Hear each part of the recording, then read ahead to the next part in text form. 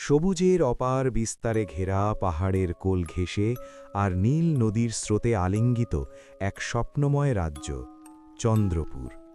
যেন প্রকৃতি নিজেই সেখানে রূপের সমস্ত রং ঢেলে দিয়েছিল।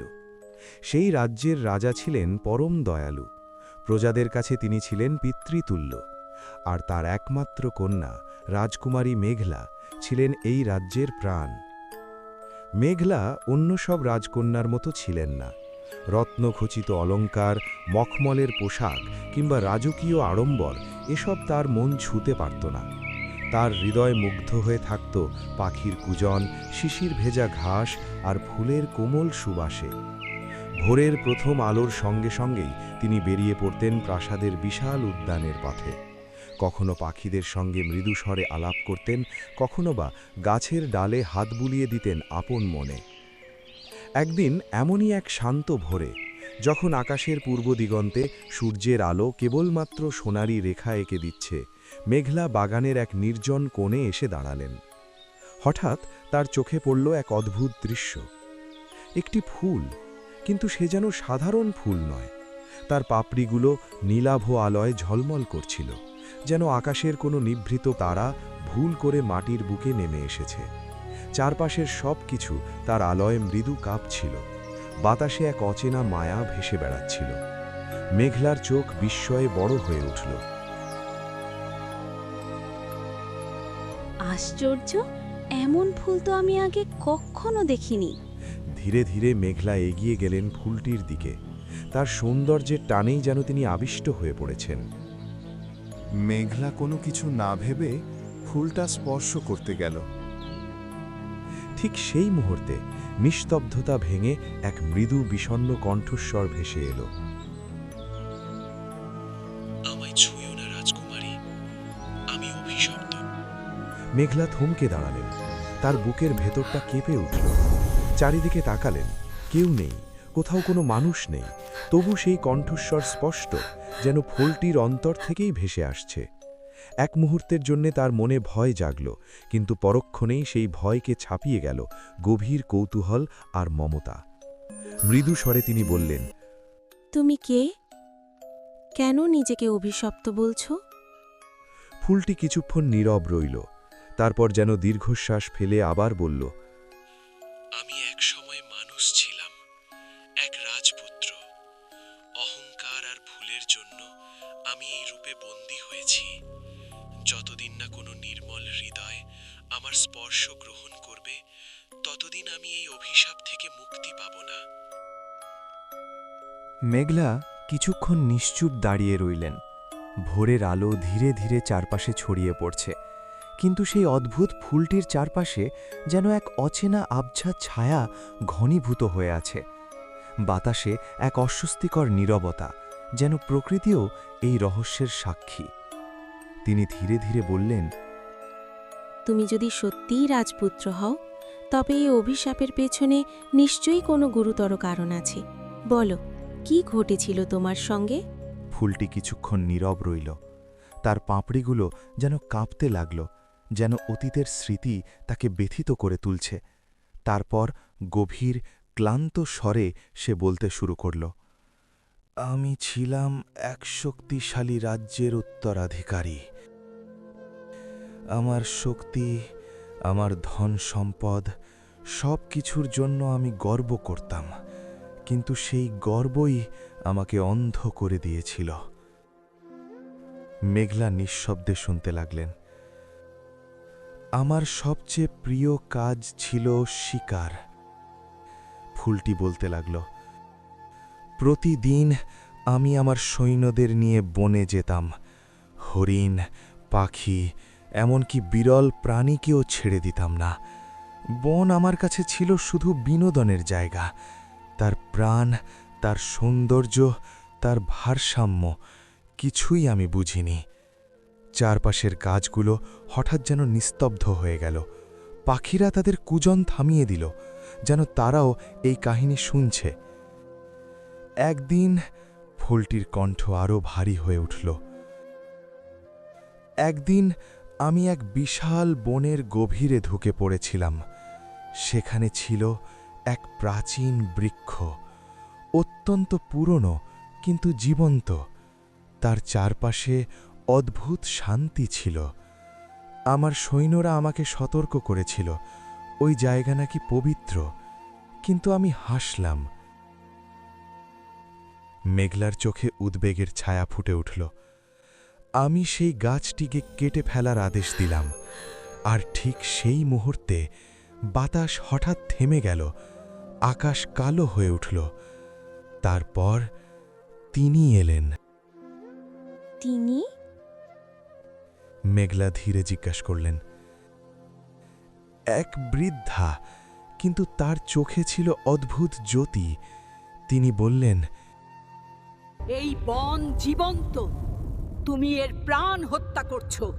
তোমার অহংকার তোমাকে অন্ধ করেছে। মেঘলা নিঃশ্বাস আটকে শুনছিলেন। আমি তার কথা উপহাস করেছিলাম, আর তখনই তিনি আমার দিকে তাকিয়ে বললেন, যে প্রকৃতির সৌন্দর্য বুঝতে পারে না, সে নিজেই একদিন সেই সৌন্দর্যের মধ্যে বন্দী হয়ে থাকবে, যতদিন না কোনো নির্মল হৃদয় তাকে ক্ষমা করে। চারপাশে যেন হঠাৎ ঠান্ডা হাওয়া বয়ে গেল। এরপর আমি আর কিছুই মনে করতে পারিনি। জ্ঞান ফিরলে দেখি আমি এই ফুল হয়ে গেছি, স্থির, অসহায়, শুধু সব কিছু অনুভব করতে পারি, কিন্তু কিছুই করতে পারি না। মেঘলার চোখ ভিজে উঠল। তিনি ফুলটির দিকে আরও একটু এগিয়ে এলেন। তাহলে এই অভিশাপ ভাঙার উপায়? ফুলটি মৃদু আলো ছড়িয়ে বলল, একটি নির্মল হৃদয়, যে ভয় না পেয়ে আমাকে স্পর্শ করবে এবং আমার অপরাধ জেনেও আমাকে ক্ষমা করবে। কিন্তু সে থেমে গেল। কিন্তু কি? মেঘলা জিজ্ঞেস করলেন। ফুলটি মৃদু আলো ছড়িয়ে বলল, যে আমাকে স্পর্শ করবে সে হয়তো নিজেই এই অভিশাপের অংশ হয়ে যাবে, অথবা তার জীবনে নেমে আসবে অজানা বিপদ। মেঘলা থমকে গেলেন। একদিকে এক অসহায় আত্মার মুক্তির আরতি, অন্যদিকে অজানা ভয়ের ছায়া। ভোরের আলো তখন সম্পূর্ণ ছড়িয়ে পড়েছে, কিন্তু সেই বাগানের কোণায় দাঁড়িয়ে থাকা মেঘলার মনে হল তিনি যেন এমন এক পথে দাঁড়িয়ে আছেন যেখান থেকে ফিরে যাওয়া আর সহজ নয়। তিনি ধীরে ধীরে হাত বাড়ালেন ফুলটির দিকে। আমায় ছুঁয়ো না, বিপদ হতে পারে। যদি তোমার মুক্তির জন্য আমার স্পর্শই প্রয়োজন হয়, তবে আমি পিছিয়ে যাব না। কিন্তু মেঘলা ভয় পেলেন না। তিনি ফুলটিকে ছুঁয়ে দিলেন। হঠাৎ চারপাশ অন্ধকার হয়ে গেল। ঝড় উঠল, গাছগুলো কাঁপতে লাগল। কিছুক্ষণ পরে সব শান্ত হয়ে গেল। মেঘলা চোখ খুলে দেখলেন ফুলটি আর নেই। তার জায়গায় এক রাজপুত্র দাঁড়িয়ে আছে।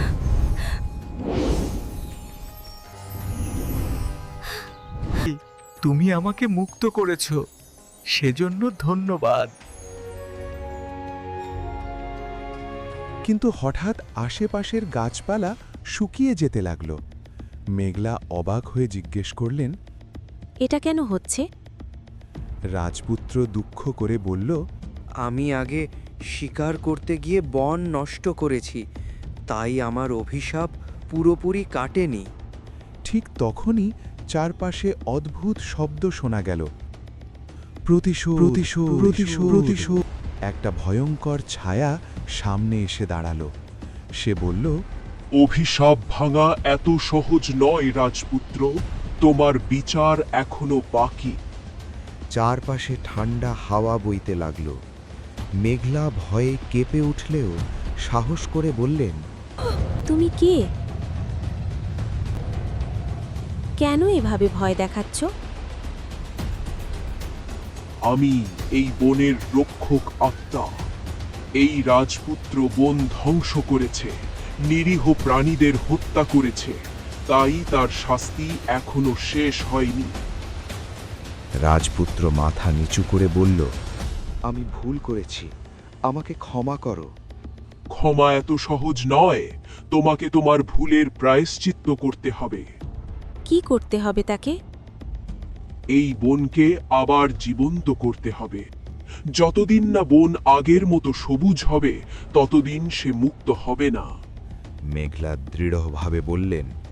আমি তাকে সাহায্য করব। আত্মা কিছুক্ষণ চুপ করে থেকে বলল, তাহলে মনে রেখো, এই পথ খুব কঠিন।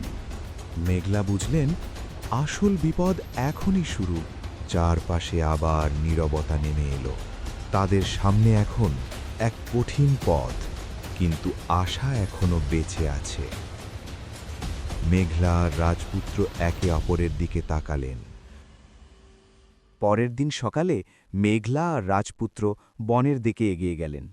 চারপাশে শুকনো গাছ, নিস্তব্ধতা আর বিষণ্ণতা, যেন বনকার প্রাণ হারিয়েছে। রাজপুত্র দুঃখ করে বলল, এই সব আমার জন্যেই হয়েছে। মেঘলা মৃদু হেসে বললেন, ভুল সবাই করে, কিন্তু ভুল ঠিক করাই সবচেয়ে বড় কাজ। তারা দুজনে মিলে কাজ শুরু করলেন। রাজপুত্র গাছ লাগাতে লাগলেন, আহত প্রাণীদের সেবা করতে লাগলেন। মেঘলা প্রতিদিন বনে এসে জল দিতেন, গাছগুলোর যত্ন নিতেন। দিন যেতে লাগল। ধীরে ধীরে শুকনো ডালে নতুন পাতা গজাতে শুরু করল। পাখিরা আবার গান গাইতে লাগল। বন ফিরে পেল তার পুরনো সৌন্দর্য। একদিন হঠাৎ সেই বনের আত্মা আবার দেখা দিল। সে শান্ত কণ্ঠে বলল, তুমি তোমার ভুল বুঝেছ আর তা ঠিক করার চেষ্টা করেছ। এটাই সত্যিকারের প্রায়শ্চিত্ত। আজ থেকে তুমি মুক্ত। এক উজ্জ্বল আলো চারপাশে ছড়িয়ে পড়ল। তুমি আমাকে মুক্ত করেছ, ধন্যবাদ। রাজপুত্র অনুভব করল তার সব কষ্ট, সব অভিশাপ দূর হয়ে গেছে। এরপর চন্দ্রপুর আবার হয়ে উঠল আগের মতো সুন্দর। রাজপুত্র আর কখনো অহংকার করেননি, বরং প্রকৃতিকে ভালোবেসে রক্ষা করতে শিখলেন।